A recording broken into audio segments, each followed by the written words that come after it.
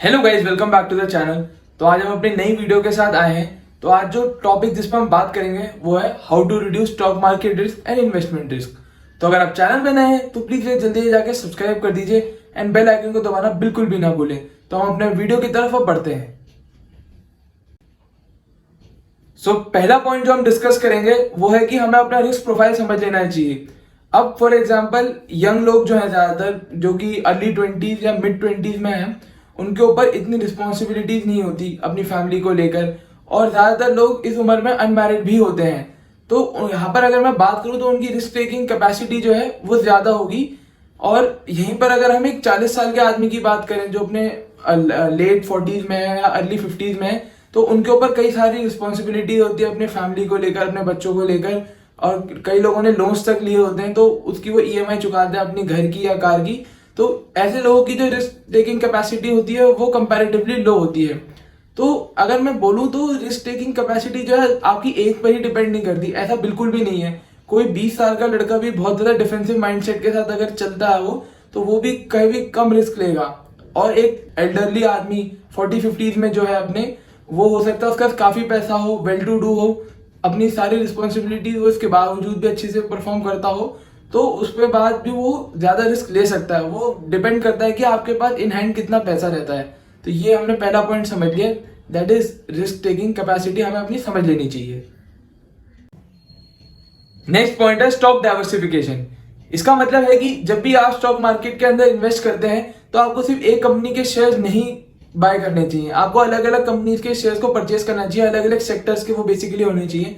क्योंकि इसका फायदा ये रहता है कि अगर मान लीजिए अगर एक सेक्टर के शेयर नीचे भी चले गए तो जो बाकी सेक्टर्स हैं उनके शेयर्स ऊपर भी जाएंगे, क्योंकि एक का नुकसान दूसरे का प्रॉफिट होता है। तो इस केस में जो है फिर आपका जो प्रॉफिट है वो बैलेंस आउट हो जाएगा, और हो सकता है आप नेट में बहुत ज्यादा प्रॉफिट में भी हो सकते हैं। तो अगर मैं यहाँ पर आपको आगे बताऊं तो चीजों को इन एडवांस प्रिडिक्ट कर लेना भी बहुत मुश्किल रहता है। आप हो सकता है बहुत अच्छी technical analysis and fundamental analysis करते हो, लेकिन बहुत सारे फैक्टर्स जो हैं उनके भी परे होते हैं। अब रिस्क को भी आगे हम दो टाइप में डिफाइन कर सकते हैं, एक है सिस्टमैटिक रिस्क, दूसरा है अनसिस्टमैटिक रिस्क। सिस्टमैटिक रिस्क वो रिस्क होते हैं जो कि आपके मैक्रो इकोनॉमिक फैक्टर्स को कंसिडर करते हुए चलते हैं। अब अगर मैं बात करूं कोविड की और रशिया यूक्रेन वॉर की, हाँ इसमें ये एक पॉइंट है कि आप इनको प्रिडिक्ट भी नहीं कर सकते इन एडवांस, इनके बारे में किसी को नहीं पता होता। तो हम वापस आते हैं रशिया और कोविड की तरफ। तो किसी को भी नहीं पता था कि रशिया और यूक्रेन वॉर कब होगी या कोविड अचानक से आ जाएगा। अभी देखिए आप, जैसे रशिया यूक्रेन वॉर है उसकी वजह से जो सप्लाई चेन है वो कम्प्लीटली डिस्टॉर्टेड है। इस चीज को तो हम प्रेडिक्ट नहीं कर सकते, लेकिन जो अनसिस्टमैटिक रिस्क है वो टोटली ऑपोजिट होता है। वो विद इन द ऑर्गेनाइजेशन कोई अगर प्रॉब्लम चल रही हो, कोई एम्प्लॉयज के बीच में डिस्प्यूट चल रहा हो मैनेजमेंट के साथ, तो इन चीजों की वजह से भी शेयर प्राइस में काफी इफेक्ट आ सकता है, क्योंकि नेट में इस कंपनी की फिर प्रोडक्शन वगैरह नीचे जा सकती है ना, अगर इसके एम्प्लॉयज ही अपनी मैनेजमेंट के साथ खुश नहीं है तो वो चीज आप जरूर से देख सकते हैं। उसके बाद अगर मैं बोलूं तो आप पूछेंगे कि अब भाई स्टॉक डाइवर्सिफिकेशन होता कैसे है। तो मैं अगर यहाँ पे आपको एडवाइस करूं तो 7 से 8 आप कम से कम स्टॉक्स को खरीद लीजिए। वैसे तो आपको आइडियली 15 से 20 लेने चाहिए, लेकिन 15 से 20 थोड़े ज्यादा हो जाते हैं और हो सकता है लोगों के पास इस टाइम इतना पैसा ना हो। तो 7 से 8 या 8 से 10 वो काफी बेटर रहता है, आप फिर भी काफी सेफ साइड पे आ जाते हैं। उसके लिए भी एक तरीका है, जितना आपको पैसा लगाना है उसकी आप रफ कैलकुलेशन एक बना लीजिए कि आप किन किन शेयर्स में इंटरेस्टेड हैं, और उसी के हिसाब से आप उतनी क्वांटिटी फिर आप खरीद सकते हैं। तो आपको यहाँ पे कितना अमाउंट आपको इन्वेस्ट करना है वो आप पहले डिसाइड कर लेना बहुत जरूरी है। नेक्स्ट पॉइंट है हमारा एसेट एलोकेशन। अब जैसे कि हम अभी स्टॉक मार्केट्स की बात कर रहे हैं, तो हम कंप्लीटली स्टॉक मार्केट्स के अंदर भी अपना पैसा नहीं इन्वेस्ट करके रख सकते, क्योंकि इनके अंदर बहुत फ्लक्चुएशंस देखने को मिलते हैं, अप्स एंड डाउन्स तो लगे ही रहते हैं। तो इन केस में हमें अपने आप को एक प्रोटेक्शन भी देनी चाहिए। तो प्रोटेक्ट हम अपने आप को कैसे कर सकते हैं? इस केस में आप म्यूचुअल फंड्स के अंदर इन्वेस्ट कर सकते हैं अपने पैसे को, रियल एस्टेट में कर सकते हैं, गोल्ड में कर सकते हैं। और गोल्ड जो कमोडिटीज हैं ये तो काफी अच्छा परफॉर्म करती हैं जब मार्केट्स डाउन हो। तो जब आपके पास अगर कमोडिटीज और स्टॉक दोनों का एक मिक्सचर होगा तो इन दैट केस आपको प्रॉफिट होने के भी चांसेस हैं। और प्रॉफिट अगर नहीं भी होते तो एटलीस्ट जो आपका लॉस है वो मिनिमम होगा। तो अलग अलग स्टॉक के अलग अलग टाइप के एसेट्स के बारे में मैंने एक डिटेल्ड वीडियो बनाया था, इससे पिछला जो मेरा वीडियो था तो वो मैं आई बटन में दे रहा हूँ, उसको भी आप जरूर से चेकआउट करिए और देखिए कि अलग अलग एसेट्स कैसे कैसे काम करती है। तो एट द एंड इस पॉइंट के मैं यही कहना चाहूंगा कि आपको हर टाइप के एसेट की पता होनी चाहिए उसके बारे में कि वो क्या है, उनके अंदर कैसी अपॉर्चुनिटीज हैं और फ्यूचर उनका कैसा रहने वाला है। तो इस हिसाब से आपको अपने पोर्टफोलियो को रेगुलरली मॉनिटर करते रहना चाहिए। तो हमारा नेक्स्ट पॉइंट है कि we should always invest for long term. तो जी हाँ, ये पॉइंट तो आपने मेरे मुंह से काफी बार सुना होगा। ऑलमोस्ट अपने हर वीडियो में मैं बात आपसे कहता रहता हूँ कि आपको हमेशा अपने पैसे को लंबे समय के लिए इन्वेस्ट करके रखना चाहिए। क्योंकि अगर आप स्टॉक्स के हवाले से देखें तो आप अगर किसी स्टॉक को लंबे समय तक होल्ड करके रखते हैं तो उसमें जो रिस्क है वो ऑटोमेटिकली नीचे आ जाता है। क्योंकि अगर मार्केट में कभी लो पीरियड भी आया हो, वो ज्यादा से ज्यादा 6 महीने, साल भर या ज्यादा से ज्यादा 1.5 साल वो लास्ट करेगा। उसके बाद जब ये मार्केट्स उठती हैं तो बहुत अच्छा उठती हैं, काफी स्ट्रांग उठती हैं। एक ही कहावत है कि the ups are permanent but the downs are temporary. तो इस चीज को आप हमेशा अपने दिमाग में लेके चलिएगा। ये हमारे चेयरमैन साहब मोतीलाल ओसवाल जी ने ये बात कही थी और ये काफी पते की बात उन्होंने कही थी।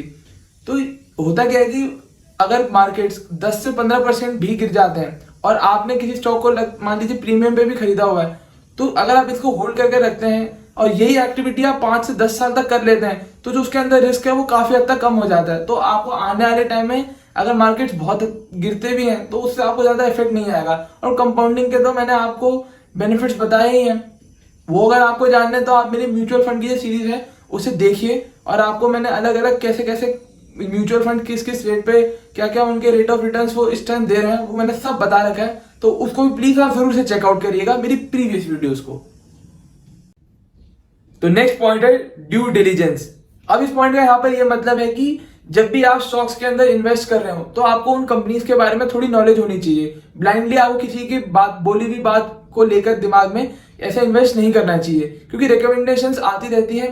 तो बेसिकली आप कर क्या सकते हैं इसमें, क्योंकि मैं समझ सकता हूँ कि जब भी आप किसी कंपनी की स्टडी करने की बात करते हैं तो आप बोलेंगे कि आपको बैलेंस शीट देखनी चाहिए, प्रॉफिट एंड लॉस अकाउंट देखना चाहिए, कैश फ्लो स्टेटमेंट देखनी चाहिए। नहीं, ये बहुत मुश्किल चीजें हैं। ये जब तक किसी ने कॉमर्स का जिसको बहुत अच्छी नॉलेज ना हो तब तक वो इन सब चीजों को नहीं समझेगा। और इन्वेस्टमेंट तो हर आदमी को करनी चाहिए। तो इसके लिए भी मैं आपको एक तरीका बताता हूँ। तो बेसिक से कम जो आप काम कर सकते हैं वो ये है कि आप उसके हिस्टोरिकल प्राइसेस को देख लीजिए, उस ट्रेंड को फॉलो करिए। कम से कम आप 52 वीक्स का तो देखना चाहिए आपको कि वो एक साल में कैसा परफॉर्म उसने किया है। उसके अलावा आप थोड़ी बेसिक रेशियो एनालिसिस जान सकते हैं। ये एसेट टर्नओवर रेशियो, बहुत सारी रेशियोज होती हैं, वो ज्यादा मुश्किल नहीं होती है, आप उनको बड़े आसानी से सीख सकते हैं। आप यूट्यूब पे अगर वीडियोस उनके ढूंढेंगे रेशियो एनालिसिस के तो वो आप जान सकते हैं। करंट रेशियो और ऐसे करके बहुत सारी रेशियोज होती हैं अलग अलग। अब मैं उनमें डिटेल में जाऊंगा तो ये काफी लंबा हो जाएगा पॉइंट। तो बस यहाँ पर मैं आपको यही समझाना चाहूंगा कि एक बार जब भी आप कोई कंपनी के स्टॉक्स को खरीदते हैं तो उस कंपनी के बारे में जान लेना बहुत जरूरी है कि वो क्या करती है, क्या उसका प्रोडक्ट लाइन है और वगैरह वगैरह। Last but not the least, monitor your investments. जी हाँ, ये सबसे इंपॉर्टेंट काम है, अपनी इन्वेस्टमेंट को देखते रहना, अपने पोर्टफोलियो को देखना। बिकॉज बहुत लोग यहाँ पे बोलते हैं कि जो शेयर्स में उन्होंने पैसे लगाए वो उनकी पैसिव इनकम है। एक्टिव काम तो जो वो करते हैं, कोई हो सकता है जॉब करता हो, सर्विस में हो, कोई इंजीनियर हो, कोई डॉक्टर हो, तो वो बोलते हैं कि हमें इससे क्या अपने आप बढ़ रहा है, ठीक है पड़े रहने दो, बढ़ेगा। बट नहीं दोस्तों, इसको कभी भी आप अपने पैसिव इनकम की तरह लेके मत चलिएगा।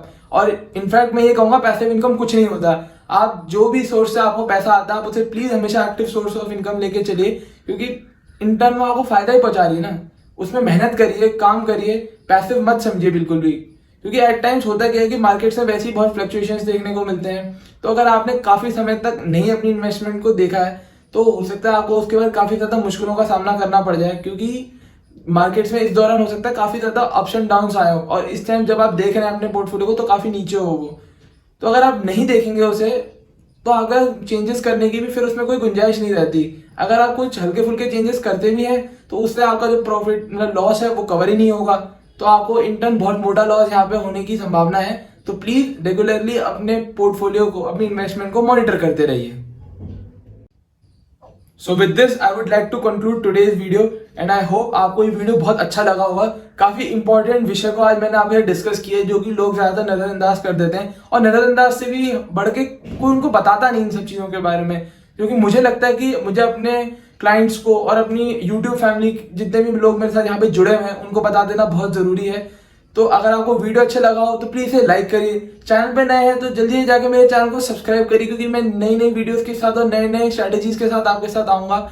और अगर आपको ये वीडियो कहीं भी अच्छा लगा हो तो प्लीज इसे अपने फैमिली एंड फ्रेंड्स के साथ जरूर से शेयर करिएगा। So till then, thank you so much for watching. Good bye.